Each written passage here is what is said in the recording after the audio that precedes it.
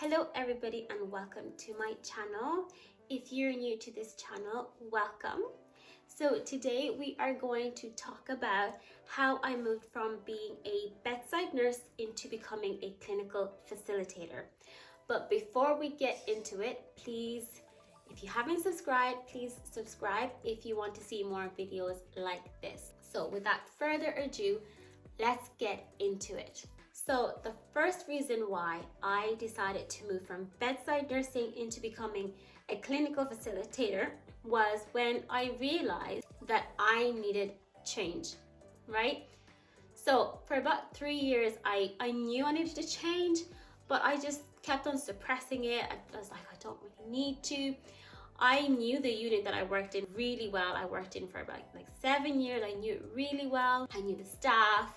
I knew where everything was. And so I didn't feel like I needed to change. But there's a quote that I read during that time, and it said, when the fear of staying becomes greater than the fear of leaving, that's when you know you need to change. And so for me, it's like the fear of staying in a role that I was super comfortable in and like completely neglecting my potential and my goals, that fear became greater than the fear of the new role and the new environment that I have to go into. And that's how I knew I needed to change. So if you are like having like those thoughts of like, I need to change this role and to do something else, the more you suppress it, the more it'll just keep coming back. So if you are thinking about change, give it some time, but like honestly think about why you want to change and what you see yourself doing, and can you see yourself doing that long term. Then the second reason why I knew I needed to move from bedside nursing to becoming a clinical facilitator was because I realized where my passion was, right?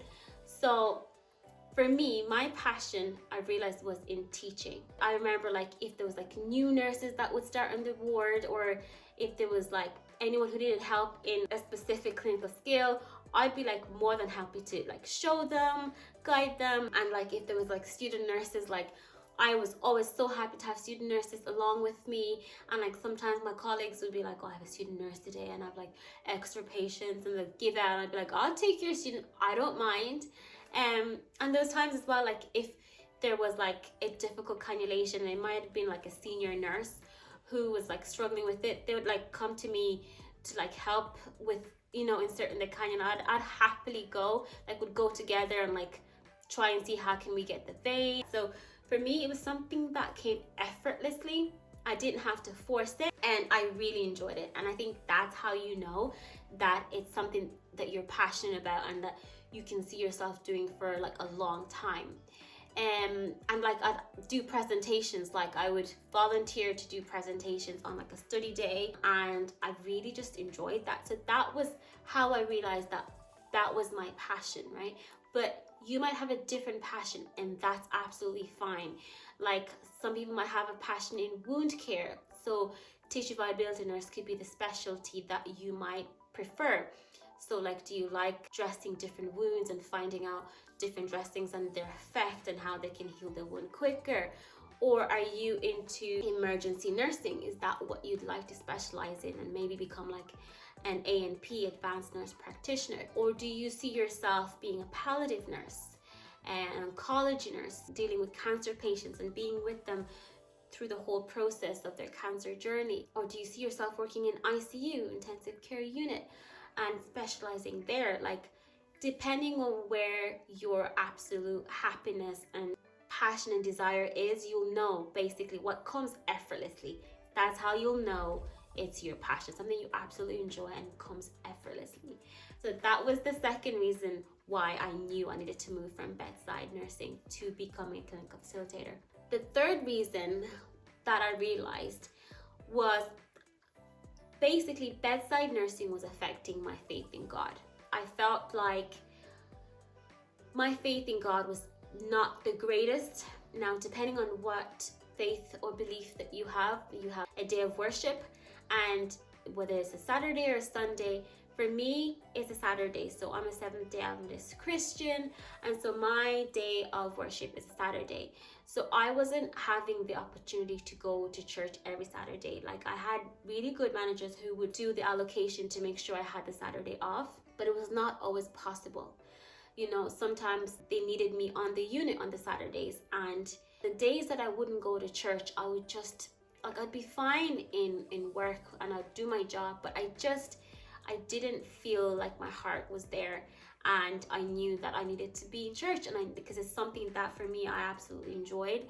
And over time, it's just started to affect my relationship with God, and I realized that this was something really important that I shouldn't compromise. And so I needed to really look at and like think deeply about and like look at like another alternative to having a job that would actually allow me to have Saturdays off.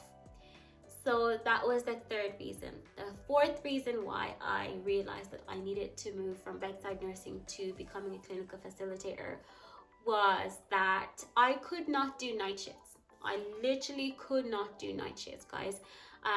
Every time I knew that my nights were coming up, I would dread it. I would dread it so much because I was not able to sleep during the day at all.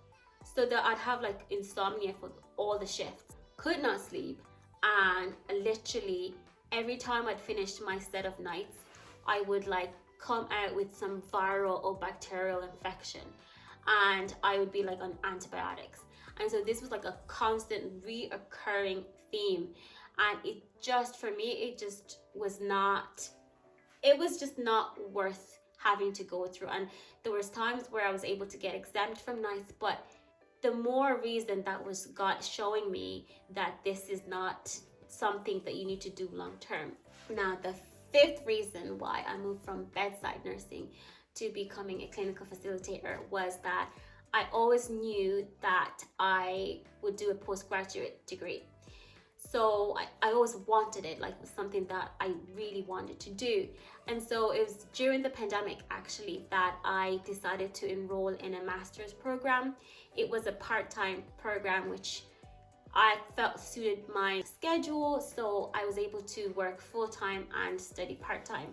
And like, it had its challenges, guys, it had its challenges, but I absolutely enjoyed the program. It was one of the best decisions that I had made. Literally all the lectures were so nice. My supervisor was absolutely amazing, so good.